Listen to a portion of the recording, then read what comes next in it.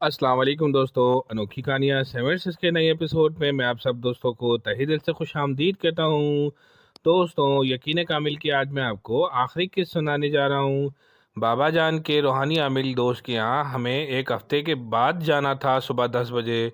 एक हफ्ते तक बाबा ने मुझे कमरे में तो बंद कर दिया था ताकि मैं किसी बाहर वाले को या अपने घर वाले को नुकसान ना पहुँचा सकूँ। बाबा और अम्मी का कमरा मेरे कमरे के साथ वाला था। मैं रोज अम्मी अब्बू की बातें सुना करती थी, मेरे लिए ही रोया करते थे, और जब मुझे कभी हाजिरी होती तो मैं कमरे में तोड़ फोड़ करती, चीखती चिल्लाती, मेरी आवाज़ किसी आदमी की तरह बन जाती, बहुत ज़ोर ज़ोर से थे मर्दाना आवाज़ में चिल्लाती। बाबा और अम्मी को पूरी पूरी मेरी आवाज़ें जाती थीं। रोज़ मेरे लिए अल्लाह ताला से गिड़गिड़ा के दुआएं मांगते कि अल्लाह ताला हमारी बेटी को ठीक कर दे, मेरे मौला रहम कर दे। एक हफ़्ता ख़त्म हुआ। सुबह बाबा और अम्मी दोनों मेरे कमरे में आए। बाबा ने अम्मी का और अपना हिसार कर दिया था और तमाम घर वालों का हिसार सरसरी तौर पे कर दिया था। बाबा ने अपना और अम्मी का हिसार ख़ास हिसार किया था। वो हिसार नादे अली का हिसार है। आज हमें पीर बाबा के आस्थाने जाना है। फिर एकदम मेरी आवाज़ तब्दील हो गई और फिर मैंने बाबा का नाम लिया। आलम, मैं इस पीर के आस्थाने नहीं जाऊंगा। बाबा ने अम्मी से कहा, तुम बाहर जाओ और नईम को अंदर भेजो। नईम मेरा बड़ा भाई था।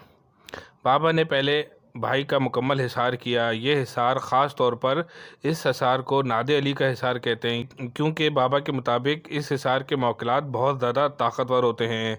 लिहाजा बाबा और नईम भाई, जो उम्र में मुझसे बड़े थे, ये दोनों अंदर आए और इन दोनों ने मुझे पकड़ा। मैंने बहुत ज़्यादा ज़ोर लगाया, लेकिन नादे अली के हिसार के आगे मेरी ताकत कुछ भी नहीं है। चुनाचा बड़ी आसानी से पीर बाबा के आस्थाने लेकर चले गए। यहाँ पहुँचते ही मैंने आदमी की आवाज़ में रोना शुरू कर दिया, कभी बच्चे की आवाज़ में रोना शुरू कर दिया। खैर, बाबा और नईम भाई ने मुझे बाबा के सामने ले जाकर बिठा दिया। पीर बाबा के कमरे में दाखिल होते ही मुझे यहाँ बहुत रूहानियत महसूस हुई। हर तरफ नूर ही नूर फैला हुआ मैंने देखा। सबसे पहले पीर बाबा ने मुँह ही मुँह में और हाथ के इशारे से कुछ पढ़कर 3 दफ़ा मुझ पर दम किया और मुझे ऐसा लगा कि दो बड़े देवकामत जिन्होंने जो मुझे पीर बाबा के मातहत थे, इन दोनों ने मुझे आकर पकड़ लिया। मैं कुछ भी नहीं कर पा रही थी। फिर पीर बाबा ने अपने बंदों से पानी मंगवाया और एक तेज़धार छुरी मंगवाई। फिर कुछ पढ़ना शुरू कर दिया और पानी पर काट करते रहे। तकरीबन पूरे 1.5 घंटे ये अमल करते रहे। इसके बाद मुझे ऐसा लगा कि मेरा सर, जिस्म सब कुछ हल्का हो गया। हर चीज़ हल्की हल्की लग रही थी।